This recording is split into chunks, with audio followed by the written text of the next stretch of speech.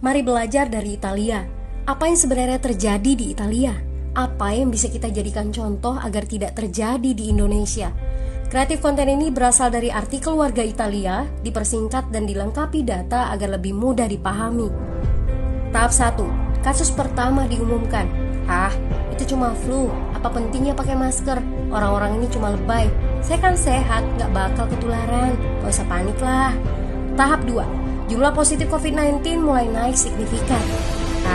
Cuma beberapa yang kena. Yang meninggal pun hanya orang-orang tua saja yang memang udah punya penyakit. Hidup seperti biasa aja lah. Pacaran, nongkrong bareng temen, jalan-jalan ke mall. Tetep lanjut. Tahap ketiga. Jumlah kasus meningkat dengan cepat, berlipat ganda dalam 1 hari. Tingkat kematian pun bertambah. 7 Maret, lebih dari 5.000 kasus positif COVID-19. Zona merah diberlakukan di Italia. Wilayah yang dikarantina hampir 25% dari luas Italia. Sekolah dan universitas tutup, tapi tempat kerja, bar, dan restoran masih buka. Sementara itu, 75% wilayah lain masih menganggap enteng COVID-19. Anjuran mencuci tangan ada di mana-mana, tapi sekadar anjuran dan tak banyak yang melakukan. Tahap 4. Jumlah kasus meningkat pesat. Sekolah dan universitas ditutup selama sebulan. Darurat nasional pun diberlakukan. Rumah sakit menambah kapasitas, seluruh kamar dibersihkan untuk memberi ruang bagi pasien COVID-19. Tapi tak ada cukup dokter dan perawat. Ada terlalu banyak kasus pneumonia, terlalu banyak pasien perlu ICU, tapi ruangannya sudah habis, ventilator habis. Pada titik ini seperti kondisi dalam perang. Dokter harus memilih siapa yang akan diobati berdasarkan peluang bertahan hidup. Itu berarti pasien lanjut usia dan punya penyakit bawaan seperti hipertensi, diabetes, stroke tidak masuk prioritas karena tidak ada lagi ruang. Sistem layanan kesehatan seketika runtuh.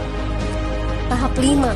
9 Maret mencapai lebih dari 9.000 kasus. Seluruh kota Italia lockdown. Orang-orang bisa pergi hanya untuk keperluan darurat dan dalam pengawasan ketat.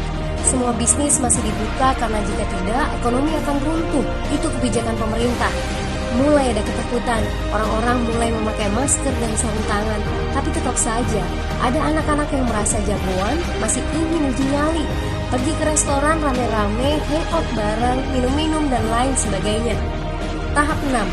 2 hari kemudian pemerintah Italia berubah pikiran. Semua bisnis harus tutup. Bar, restoran, pusat perbelanjaan, semua jenis toko, kecuali supermarket dan apotek. Penyebabnya, karena dalam sehari yang positif bertambah lebih dari 2.000 kasus. Penduduk yang mau keluar rumah harus mendapat surat izin. Surat izin ini didapatkan dari pos pemeriksaan polisi dan disebar di berbagai lingkungan. Yang melanggar bisa kena denda 3,3 juta rupiah. Bagi pasien positif yang tidak mau mengkarantina diri, bakal dituntut dengan pasal pembunuhan, hukuman 1-12 tahun penjara. 21 Maret jumlah korban meninggal di Italia terus meningkat melampaui Cina. Sebagai gambaran, luas Italia itu kurang lebih 2 kali Pulau Jawa. Penduduknya lebih dari 60 juta jiwa. Lalu apa yang harus kita pelajari dari Italia? Yuk, mulai dari diri sendiri, mulai dari di rumah aja. Jaga kebersihan lalu isolasi diri dan keluarga. Tidak keluar rumah kecuali sangat penting. Ini saatnya memulai solidaritas. Yang mampu harus mulai membantu yang tidak mampu.